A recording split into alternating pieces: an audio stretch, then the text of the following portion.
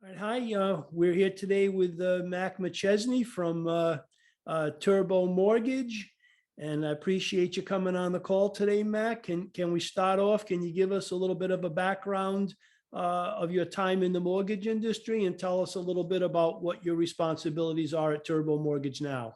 Absolutely. Thank you so much for being here, Alan. I really appreciate you and everything that your team does.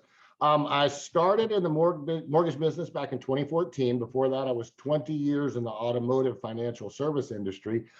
Decided that wasn't for me, so I moved in. A mentor of mine got me started with a very large national company. And then there was a mass exit from that to another one where kind of the whole group just moved together. And in 2019, I was approached by Sam Trantham with Turbo Mortgage, which is the company that, of course, I work for now. It's a brokerage here out of Texas. And he introduced an innovative new way for us to market to agents. And then I just kind of took off from there. So I've been in the business since 2017 and have had some really good success with it. And then, of course, I've had a lot more success with it now that I've kind of talked to you and am using your program in order to do a much better job on the front end to make sure that our back end is very smooth with our files. So I appreciate you and everything that you and your team does. Well, thanks, Mac. So before you engaged with us, how were you getting that same job done to make sure that the files were good on the front end? Memory, whenever you run into a problem, you typically find it after, if it's not something that you've incurred before. So you'd figure out, you do your best up front with your 1003 to complete it. But we always found there were certain things that we didn't ask questions about. Maybe you hadn't seen it before. You just get out of rhythm with doing certain types of files. So a lot of times it was do your best with a double set of eyes up front to make sure you've got it done.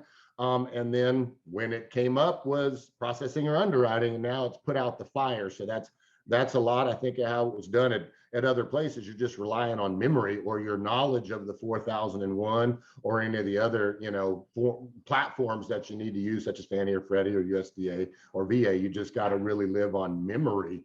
And that works a lot and it keeps you, up to date, but there are still some things you run into that, you find out about afterwards and you got to get them done. And unfortunately in this business, they're expensive and they're not always easy fixes. That's just what we find out. Yeah. Yeah. So what have been the results of working with us here at the Complete 1003 software now that you've started working with us on that file quality? It's made a massive difference in my ability to present a complete 1003, a complete file to my processor, who then of course is going to register and send it in to the underwriters. I found that I'm getting a lot less issues that come up because the 1003 identifies all of the stuff that's in there. When I do run into a problem, guess what I didn't do? A complete 1003 on the file. That's typically whenever I see that I've had a file, it's like, oh, we didn't do one on this file, or we missed that section, or we didn't ask that question, or made an assumption about something and come to find out it bit us. Now, fortunately, it hasn't cost me any files because they're pretty good going in, but I have had a much better success rate as far as having issues in underwriting. As far as bringing on new LOs, experienced or not experienced, it has made a huge difference in the way that they control their files as well, because once you get into it, it builds that memory for us. So we don't have to, we're not just relying on memory all the time, because it's repetition. Every time we run through a file, we're getting reminded of something that you've put in there in regard to a guide, or something that's in there as to how you got something fixed when you ran into an issue. So those are really invaluable to the entire team. So it's made a much bigger difference in the way that I handle my files. My processors love it. Underwriters love it. Well, underwriters just they love not having to touch a file a bunch of times, and it kind of eliminates them having to do that. So that's really the big issue for them.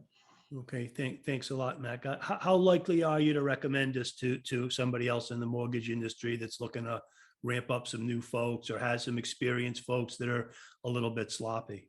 100%, Alan. I'd advise you to anybody not using it. I don't care how experienced they are, how good they think they are, whether they're new or they're 20 years in the business. It's constantly changing.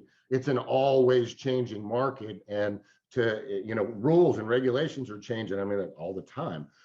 So it's a very valuable tool that I'll continue to use as long as I'm in the industry, and I'll tell everybody to use it, because it's, you can't, there's no downside other than the fact that people are like, well, it's got all these questions and it takes a long time. After you do it 5 or 6 times, you can literally run through the entire thing in 10 minutes or less, especially if you've got your borrower on the phone with you while you're doing it, or you're doing it together in a Zoom presentation. You can literally rip through all the questions, because a lot of them don't apply depending on the loan or how you answer a question. They'll disappear. So it's those expanded questions that are the ones you need to get answered anyway. So yeah, I think it's a fantastic program, and I love it.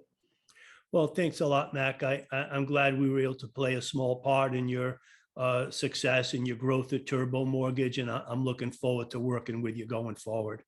That's big. It's more than a small part. So yeah, you made much more than a small part, Alan. I appreciate you. Thanks a lot, Mac. You got it.